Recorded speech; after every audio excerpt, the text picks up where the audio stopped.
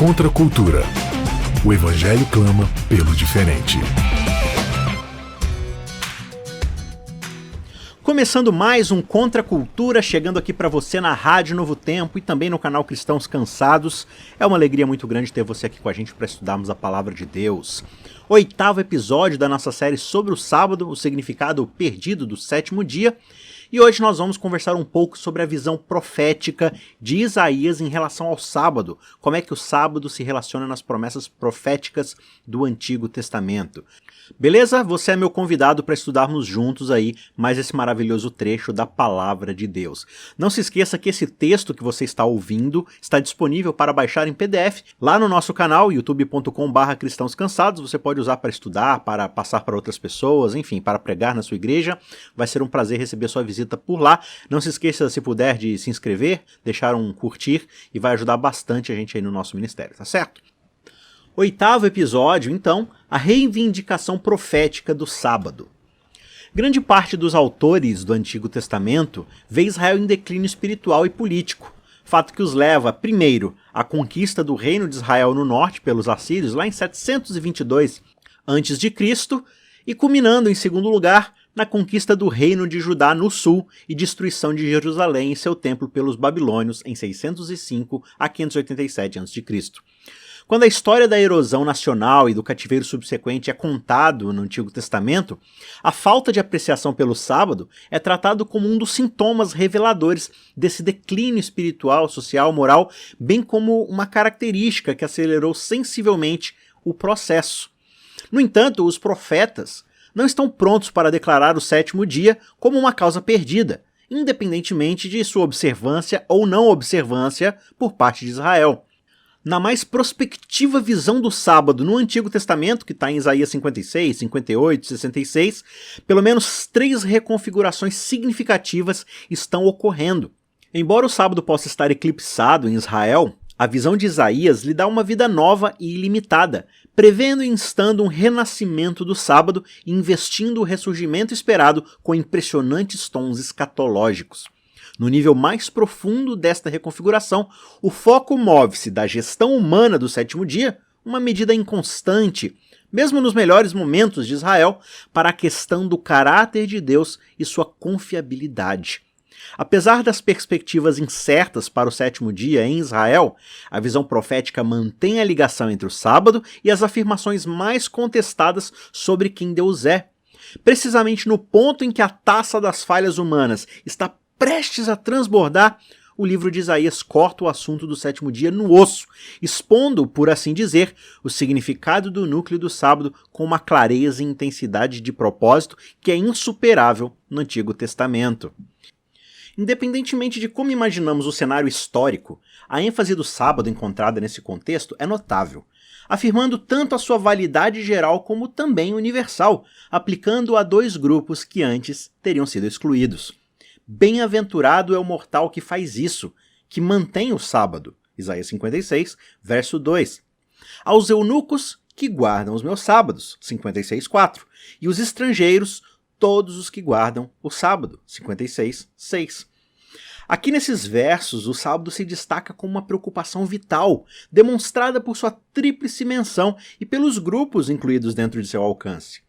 O sábado, claramente, não é relegado a um determinado período de tempo ou restrito a um grupo seleto de pessoas. Primeiro, o profeta ancora sua mensagem na intervenção divina há muito esperada. Assim diz o Senhor, mantenha a justiça e faça o que é certo, pois logo a minha salvação virá e a minha libertação será revelada. Isaías 56, 1. Então só esse versículo aqui já confirma que a mensagem não pode ser limitada a um ponto estreito no tempo. Se nós tivermos que ver algum ponto no tempo, esse ponto deve ser precisamente o tempo do fim, o momento da vindicação final de Deus. Mas para as perguntas que se encontram esmagadas pela rocha da existência humana, essa mensagem aqui é de esperança. A intervenção redentora de Deus virá, e a libertação de Deus será revelada. Por isso essa noção voltada para o tempo do fim não pode ser enfatizada o suficiente. Isaías abre o capítulo 56 com uma exortação para a prática da justiça e da misericórdia, justamente à luz da percepção dessa iminente, dessa breve intervenção que logo acontecerá da parte de Deus para trazer salvação e julgamento. Se nós levarmos essa perspectiva a sério, temos de admitir que, embora o sétimo dia pareça estar murchando ali no contexto do declínio de Israel, Deus, através do ministério desse profeta, tem grandes planos e eles envolvem o sétimo dia. O sábado não está aqui sendo cancelado ou colocado em espera. Não, em vez disso ele está sendo destacado justamente para sustentar o crente desesperado e para poder contribuir para carregá-lo, para conduzi-lo até o fim de todas as coisas. Uma segunda característica aqui é que o sábado é introduzido na forma de uma bem-aventurança. O texto diz: bem-aventurado é o mortal que faz isso, aquele que mantém firme, que guarda o sábado, não o profanando, e não faz nenhum mal, diz Isaías 56, verso 2. Feliz, né, que é a palavra preferida por outras versões, vem com essa conotação de um estado subjetivo, vendo a felicidade como uma experiência consciente do crente. Embora esse ponto de vista não deva ser menosprezado, é provável que o texto visa uma avaliação um pouco mais objetiva. A pessoa em questão aqui é abençoada. Ela vive em um estado de privilégio se ele ou ela é capaz de sentir essa bênção. Onde quer que o crente e sua confiança em Deus estiverem, seja sob cerco ou problema, o sábado se torna um meio para prevalecer, para vencer essa dificuldade. Com o caráter duradouro do sábado já estabelecido aqui, a passagem em Isaías se volta para uma terceira afirmação, especificando justamente o seu público-alvo.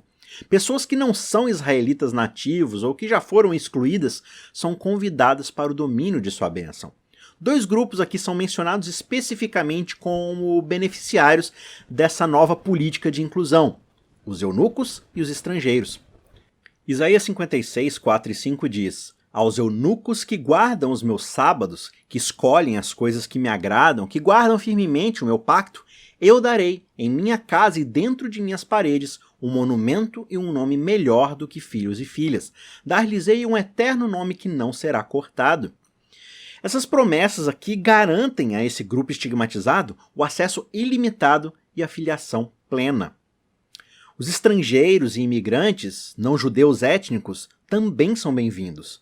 O verso 6 e 7 do mesmo capítulo diz: e os estrangeiros que se unam ao Senhor para o servirem, para amarem o nome do Senhor e para serem seus servos, todos os que guardam o sábado e não o profanam e guardam a minha aliança, esses eu trarei para o meu santo monte e os farei felizes em minha casa de oração.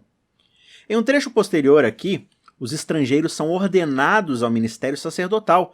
E se você for lembrar bem, essa é uma função que anteriormente era exclusiva dos judeus, especificamente os de descendência levítica. Mas o capítulo 66, 21 diz: e também tomarei alguns deles como sacerdotes e levitas, diz o Senhor. Portanto, nessa visão universal aqui, voltada para o tempo do fim, a escatologia e a inclusão andam de mãos dadas, porque o sábado tem um significado cósmico. Em quarto lugar, a visão de Isaías nega implicitamente a noção de que o sábado é uma preservação peculiar apenas dos judeus de nascença. Em vez de etnia, nacionalidade e tradição, a ênfase aqui é na escolha pessoal, a escolha da própria pessoa. Uma série de verbos de ação para este efeito domina toda a passagem. A bênção é estendida para aqueles que mantêm, versos 2, 4 e 6, escolhem, verso 4, e guardam firme, versos 4 e 6, ou juntam-se, né, o verso 6. Todos esses verbos significam intenção deliberada por parte da pessoa que assim é descrita.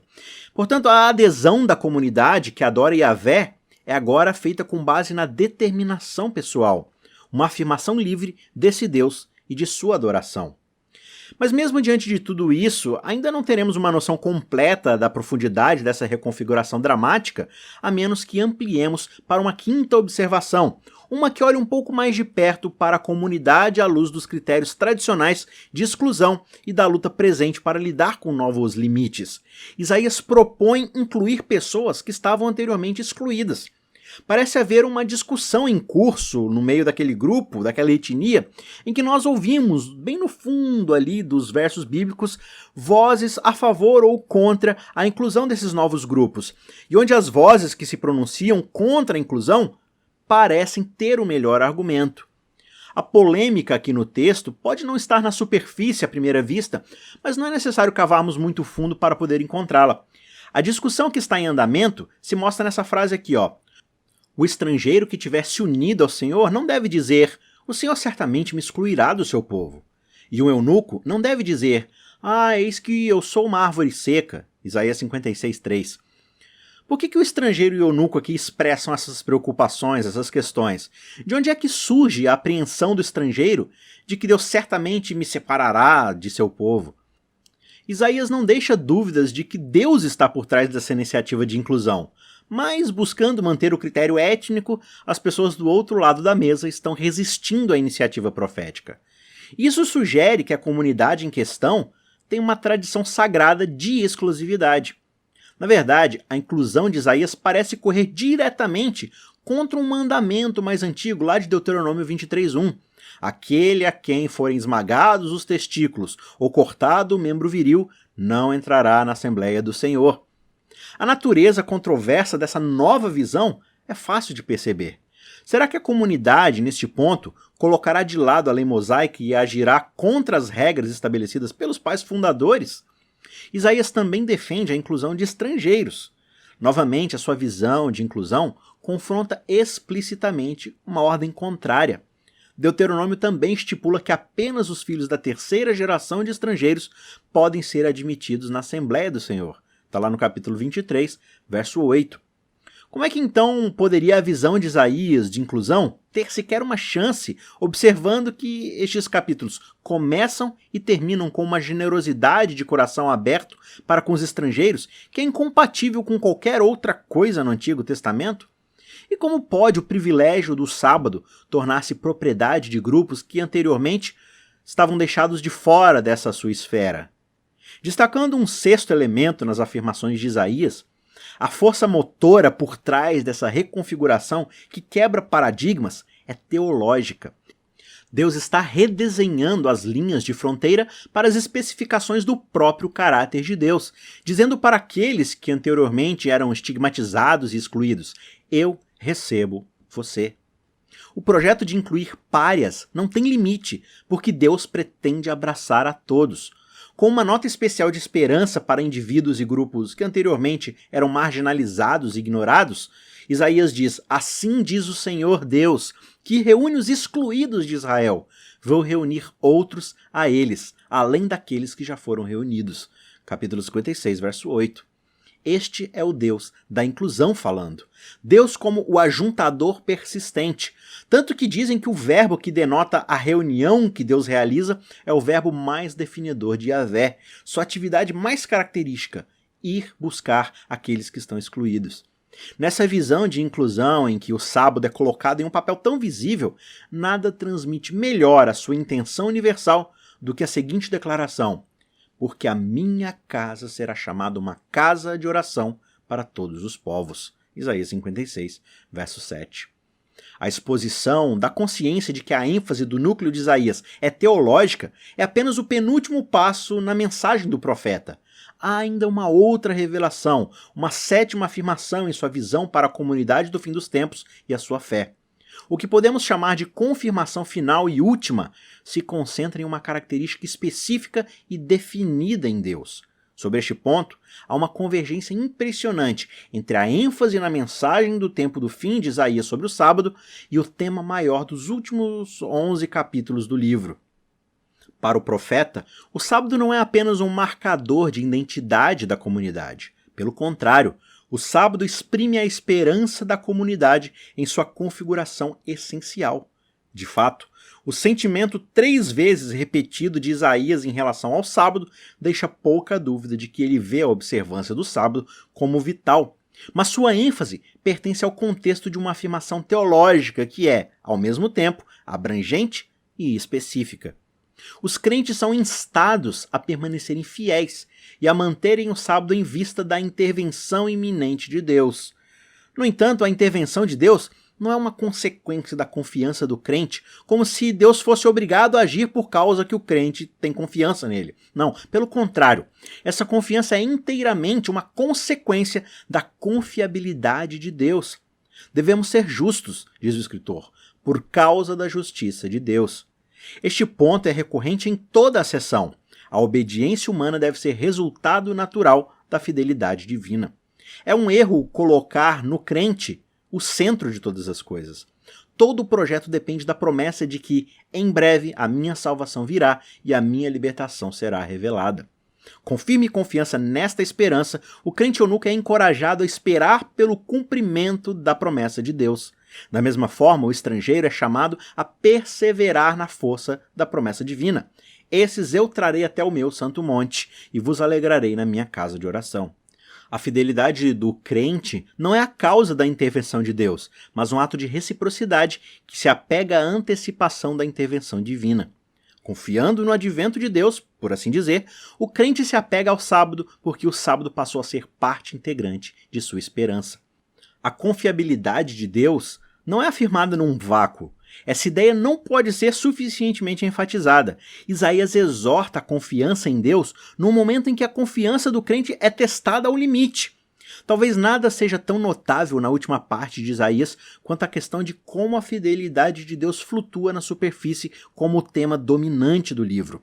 A esperança é mantida num contexto de desesperança. A confiança em Deus é afirmada precisamente quando as aparências sugerem que as promessas de Deus estão falhando. O grito de mobilização da voz profética é, portanto, melhor apreciado quando é ouvido em contraste com a perspectiva terrível que parece surgir da própria situação. Assim, quem quiser ser abençoado na terra será abençoado pelo Deus da verdade, e quem jurar na terra jurará pelo Deus da verdade, porque as angústias passadas serão esquecidas e ficarão escondidas dos meus olhos. Isso está lá em Isaías 65, verso 16. O problema, o texto diz, não vai durar indefinidamente, e a afirmação Deus da verdade, Elohei Ramen, repetida 2 vezes e traduzida em outras versões como o Deus da fidelidade, torna-se algo como uma identidade marcadora dessa comunidade em questão. Essa expressão aqui é derivada do verbo Raman, e os substantivos mais próximos são remet e remuná, que descrevem coisas que tiveram de ser testadas para se mostrarem confiáveis. Em outras palavras, algo ou alguém que sem sombra de dúvidas se provou confiável, constante, estável, verdadeiro.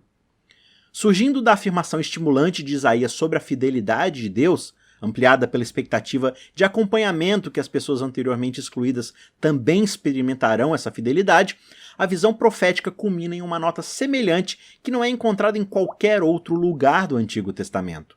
Pequenos reparos não serão suficientes para que a intenção de Deus se torne realidade. Uma simples empresa local que irá tocar a vida de apenas alguns não vai dar conta do serviço. Em vista do alcance universal que está para acontecer, deve haver um novo começo, e este novo começo vai refazer os passos da criação original de Deus. O paraíso perdido está para se tornar o paraíso recuperado, reconfigurado de acordo com a meta do propósito original de Deus. Pois eis que eu crio novos céus e nova terra, e não haverá lembrança das coisas passadas, jamais haverá memórias delas. Isaías 65, verso 17.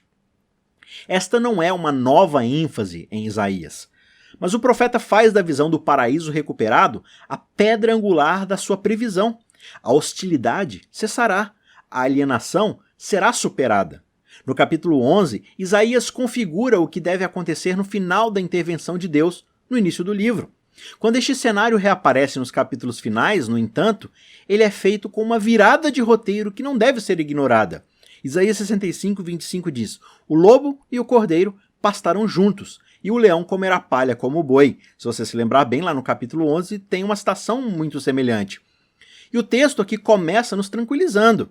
E então, diferentemente do 11, inesperadamente Isaías chama a atenção para uma criatura que será sim excluída dessa harmoniosa convivência, pelo menos de forma figurativa. O verso 25 diz: pó será a comida da serpente. Por que a menção da serpente aqui apenas para excluí-la da harmonia que será voltar para a criação? A resposta, é claro, reside justamente na história de Gênesis, que está se ampliando aqui na visão de Isaías. Apenas uma fração da história original é ecoada aqui no livro do profeta, mas a conexão não deve ser perdida. Em Isaías, indiretamente, ouvimos Deus pronunciar o veredito sobre a serpente. Porque você fez isso, amaldiçoada é você entre todos os animais e entre todas as criaturas selvagens. Sobre o teu ventre te moverás e pó comerás todos os dias de sua vida. Gênesis 3, verso 14. O destino da serpente não surge do ar. Um ponto que é facilmente visto quando alinhamos essas declarações lado a lado. Gênesis diz, o pó comerás todos os dias da tua vida. E Isaías diz, mas a serpente, o seu alimento será o pó. Tanto em Isaías como em Gênesis, a ruína da serpente está garantida. O profeta que vê a paz retornar à montanha santa de Deus com maior clareza do que qualquer outra pessoa do Antigo Testamento, conecta esses dois pontos para fazer com que sua visão do fim se dobre para trás sobre a história bíblica do que aconteceu lá no princípio. Isaías não está defendendo a fidelidade de Deus das evidências contra ele apenas na sua própria época. Sua mensagem de esperança está ancorada em uma narrativa maior e ele vê a harmonia restaurada porque a acusação maliciosa que foi feita lá no começo pela serpente foi desmentida. O animal que no princípio comeu do fruto da árvore do conhecimento, no final comerá pó. À luz desse contexto, não é de se espantar que a visão de Isaías da nova ordem das coisas termine justamente com uma afirmação sobre o sábado. Assim como o sábado completa a criação em Gênesis, ele deverá ser a pedra angular da nova criação. Assim como o sétimo dia fornece o ponto de encontro entre Deus e a humanidade em Gênesis, fará o mesmo na visão de Isaías do tempo do fim. E será que de uma festa da lua nova a outra e de um sábado a outro virá toda a carne e adorará perante mim, diz o Senhor. Isso está lá em Isaías 66, verso 23. A homenagem que conclui o livro de Isaías deve ser vista como a última palavra sobre o sábado no Antigo Testamento. Enquanto a jornada de Israel após o exílio babilônico vai adicionar à narrativa um desdobramento do sábado em termos históricos, como visto no livro de Neemias, a herança profética com respeito ao sábado no Antigo Testamento é mais desenvolvido e mais voltado para o futuro, justamente aqui em Isaías. O que aconteceu na arena histórica, como veremos no próximo capítulo, não deve eclipsar a visão profética. O caráter escatológico da mensagem sabática de Isaías tem um alcance maior do que o status posterior do sábado em Israel. Isaías permanece em um patamar próprio, abraçando uma ideologia do sábado que segue uma trajetória distinta e determinada, um tanto distante da história de Israel. Por falar em história, Israel aparece dividido entre aqueles que estão prontos para diluir suas marcas distintivas em uma mistura de buscas pelo ganho secular, como visto no início de Isaías, e aqueles que defendem uma delimitação bem estreita e restritiva da identidade de Israel, como visto aqui no final do livro. Rejeitando ambas as opções, especialmente a última, os termos da aliança entre Israel e Deus são oferecidos em Isaías a qualquer um que queira fazer parte dela. Seja qual tenha sido a ambiguidade com relação ao status de não-judeus, ela foi removida. O templo de Deus é para ser uma casa de oração para todos os filhos e filhas de Deus. E o sábado, a catedral de Deus no templo, é dada como propriedade de todas as nações. Em última análise, toda a carne abraçará o privilégio do sábado. No cenário profético, o sábado não é um dia pelo bem do judaísmo, mas um eterno ponto de referência para toda a humanidade. Dizer que a última palavra sobre o sábado no Antigo Testamento pertence a Isaías, portanto, pede dois pensamentos finais. Se a última palavra pertence ao profeta, ela não pertence a mais ninguém, isto é, não pertence a Neemias ou ao próximo movimento histórico que for ocorrer nas páginas sagradas. Em vez disso, a visão profética aqui tem prioridade e é deixada como um legado profético voltado para o futuro, para salvaguardar a intenção divina sobre o sétimo dia. A segunda ideia afirma que Isaías não entregou meramente sua mensagem às portas do Novo Testamento sem qualquer obrigação para este último. Pelo contrário, sua mensagem é o solo no qual a história do Novo Testamento cresce e se desdobra. Isaías articula alguns dos temas mais importantes do Novo Testamento tão claramente que tem sido chamado por alguns de o Quinto Evangelho. Paulo, a voz dominante no Novo Testamento, lista o Antigo em geral e Isaías em particular, justamente em apoio à sua mensagem. E mesmo a palavra evangelho A ideia central do Novo Testamento é trabalhada ao longo das linhas que são estabelecidas em Isaías. De fato, se a palavra graça é escolhida como o termo mais característico e representativo para a mensagem do Novo Testamento, ele também deve suas raízes a Isaías, e também com a ênfase do profeta vem o significado: a fidelidade de Deus é sólida, não é inconstante, é firme, não caprichosa. O que vem a ser o ponto final no Novo Testamento, a meta para a qual a intervenção de Deus está se movendo, já é o ponto final em Isaías. Sua mensagem é escatológica e abrangente, uma visão de parede a parede, chegando tão longe quanto os olhos podem ver. Mas, acima de tudo, o legado de Isaías, com sua afirmação do sábado, sua visão de inclusão e sua orientação voltada para o final, destila a preocupação mais perplexa do crente à sua mais pura essência. Para a pessoa cuja fé é testada nas agruras da decepção, vem a exortação para perseverar, pois em breve a minha salvação virá e minha libertação será revelada. A pessoa que leva esta garantia a sério, incorporando essa promessa na observância do sábado, não se decepcionará. A esperança, testada até o ponto de ruptura, se transforma em esperança prevalecente e triunfante, como aqueles que, numa tradução própria, se considerarem abençoados na terra, se considerarão abençoados pelo Deus da fidelidade. E aqueles que fazem um compromisso na terra deverão fazer um compromisso com base no Deus da fidelidade. Isaías 65:17. Esta afirmação constitui o núcleo da identidade do crente no fechamento dos capítulos de Isaías. Reconhecendo que esta afirmação atribui uma prioridade duradoura e sem precedentes para o sábado, o legado profético do Antigo Testamento coloca o sétimo dia na missão de dar a conhecer a fidelidade de Deus.